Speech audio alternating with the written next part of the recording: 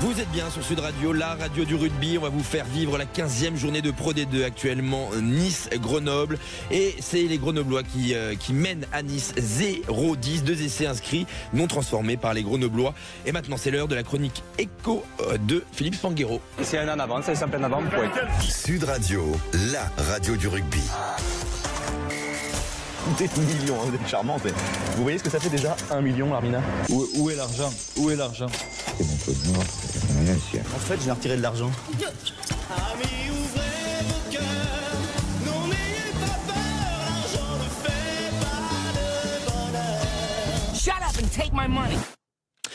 Et Philippe, cette semaine, les présidents du Top 14 et Pro D2 se sont vus à Lyon pour évoquer le salary cap, mais rien n'a été tranché, bien que tout le monde ne soit pas d'accord. Et c'est même Didier Lacroix qui a envoyé un courrier à ses homologues afin d'expliquer la position de son club, le Stade Toulousain, et pourquoi, selon lui, ce modèle était le bon. Toi, ta vision du salary cap, on en a parlé un peu en off, tu m'as dit que le salary cap allait être un problème pour le rugby français dans les mois prochains et surtout dans les années à venir. Oui, je crois, parce qu'on voit à quel point ça cristallise les tensions. Donc, c'est un sujet politique court terme, parce qu'il va être le sujet majeur de débat entre les partis qui vont s'opposer pour la future élection à la présidence de la Ligue, qui arrive dans 3 mois. Pour l'instant, il n'y a qu'un candidat déclaré, c'est René Bouscatel. On sait qu'il est assez proche forcément du Stade Toulousain et de Didier Lacroix dans les idées, mais on sent quand même une vague assez massive de présidents qui ont envie de stopper l'hégémonie toulousaine, et donc il va falloir voir qui est cette figure qui émerge face à René Bouscatel pour aller contrer cet enjeu du salary cap, le porter en face notamment de la position toulousaine. Ça, c'est un premier enjeu politique à court terme. Et puis ensuite, à moyen long terme, il y a cette dimension philosophique, je le répète. Aujourd'hui, on a un modèle économique qui est unique au monde, et il faut se poser la question de savoir si il peut perdurer, s'il peut encore se développer, ou si on doit revenir à quelque chose de plus raisonnable en ayant une vision globalisée, mondiale de la situation, en se disant, voilà, quel est le prix moyen de marché d'un bon joueur international? Est-ce que c'est le prix qu'on a aujourd'hui en top 14 ou est-ce que c'est plus bas? Et derrière ça, il y a des questions beaucoup plus pragmatiques, c'est-à-dire que vous avez aujourd'hui des clubs qui sont en train de signer des joueurs pour 3-4 saisons, et donc s'il y a une réflexion vraiment liée à une baisse du salary cap, il va falloir mettre en place tout un tas de règles pour que les clubs puissent le digérer. Et c'est important de savoir aussi que le Stade Toulousain évidemment attire beaucoup la lumière avec avec notamment Antoine Dupont. Et est-ce qu'il y a cette crainte malgré tout que le produit Top 14 rugby français puisse se lasser de si Toulouse chaque année rafle tous les prix, tous les trophées avec une équipe toujours plus impressionnante? Est-ce que ça peut lasser un peu les spectateurs et les amoureux de rugby? Alors, sans du tout faire offense au Stade Toulousain, mais de façon générale, on l'a vu avec le football français.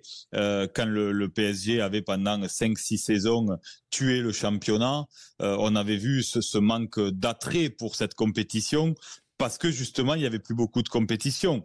Donc, ce qui est intéressant, c'est l'émulation, c'est la concurrence entre les équipes, c'est l'incertitude, et c'est ça qui crée la valeur du produit.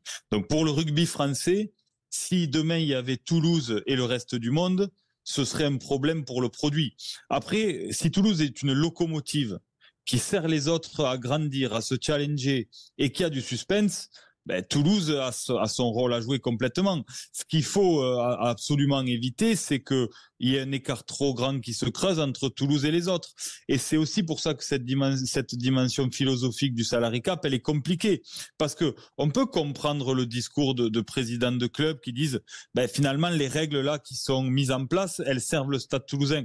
À part qu'au début, elles étaient les mêmes pour tout le monde. Toulouse a bien pris le virage de la formation au départ, parce que rappelons que les plus grands joueurs aujourd'hui qui font la réussite du Stade Toulousain, c'est des joueurs formés au club. C'est des joueurs qui n'ont pas coûté cher, que le Stade Toulousain n'est pas allé démarcher ailleurs. Après, il y a quand même, malgré tout, des joueurs comme Alexandre Roumat, comme également Meafou, qui n'ont pas vraiment fait cette formation au Stade Toulousain, mais qui ont connu la première sélection au Stade Toulousain. Il y a aussi ça. Meafou est arrivé très jeune, par exemple. Il n'a pas coûté très cher en arrivant, loin de là. Mais par contre, pour Alexandre Roumat, je suis content. Et enfin, je suis content, je suis d'accord, pardon. Et mais content pour lui, pour cette sélection, évidemment. Je suis content pour lui aussi, parce que c'est vrai qu'il s'est révélé dans ce schéma et dans ce système toulousain, parce qu'il était plus en difficulté à l'UBB. Mais Alexandre Roumas, c'est un exemple intéressant. Il est arrivé au moment où cette règle de la poche disponible de salary cap supplémentaire pour les clubs qui avaient beaucoup d'internationaux permettait au Stade Toulousain d'aller chercher ce type de joueurs qui étaient déjà des joueurs confirmés avec des salaires élevés. Et donc là, voilà, on est rentré dans quelque chose qui peut devenir demain déséquilibré. Donc à la fois, je comprends des présidents de clubs qui disent attention, parce que cette règle, elle va servir le Stade Toulousain à se détacher encore plus vite et à créer une vraie scission entre nous et les autres. Mais je comprends Didier Lacroix qui dit mais attendez, cette règle, elle était la même pour tout le monde au départ. Nous, on a fait l'effort sur notre formation. On en bénéficie. Et aujourd'hui, si on doit faire marche arrière, ça impacte une stratégie de club et une vision moyen-long terme financière. Oui, donc la discussion, elle est complexe. Elle est complexe. Et puis, on voit qu'il y a tout un tas de cas particuliers qu'il va falloir réussir à arbitrer. Aujourd'hui, vous avez un international cadre de l'équipe de France qui est Damien Penaud, qui joue à l'UBB. Et c'est pas l'UBB qui bénéficie de son enveloppe supplémentaire de salary cap, c'est Clermont. Parce que c'est à Clermont qu'il a connu sa première sélection, pour rappeler, pour expliquer voilà, aux gens qui nous écoutent. Donc il y a cette règle-là aussi qui pose problème, parce que les clubs du top 14 qui entre eux vont se faire la bagarre pour aller chercher de grands joueurs internationaux, ben si en allant chercher un grand joueur international, ils ont la charge qui va avec, parce qu'on sait que c'est les joueurs qui ont les plus grosses rémunérations et qu'ils n'ont pas en face la petite contrepartie de l'enveloppe supplémentaire de salary cap pour pouvoir essayer de former en interne ou d'aller recruter un numéro 2 capable d'assumer sur les périodes internationales, ça n'a plus aucun intérêt. Donc, in fine, et surtout ça que tu le perds sur plusieurs semaines. Oui, et ça desservira aussi à terme les internationaux qui voudront aussi peut-être quitter leur club parce que les clubs suivants les prendront pas aux conditions financières attendues. Donc voilà, on voit que ce sujet du salary cap, il est vraiment clivant aujourd'hui. Il y avait quand même déjà une démarche amorcée, et c'est là que je pense qu'il faut revenir à quelque chose d'un peu optimiste. Le rugby français a été d'accord déjà une première fois pour baisser le salary cap. C'est déjà rarissime dans un monde dans lequel les choses évoluent, avancent. Le rugby français gagne plus d'argent qu'avant. La Ligue a encore fait 10 millions d'euros de chiffre d'affaires de plus cette saison que la saison dernière.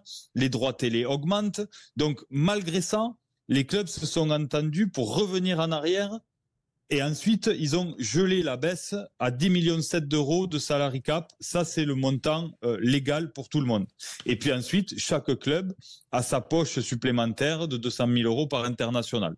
Voilà. Et c'est ce sujet-là qui devient clivant parce que forcément, on le voit dans la dernière liste premium qui est sortie, c'est Toulouse qui en a le plus, 11 joueurs concernés. Exactement. Donc ça rajoute plus de 2 millions d'euros de salary cap potentiel à Toulouse.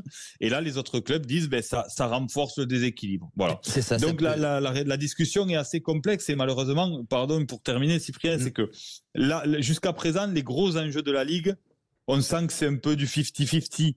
Et là, on sent quand même une espèce de cabale anti-toulousaine. Alors, sans être pro-toulousain.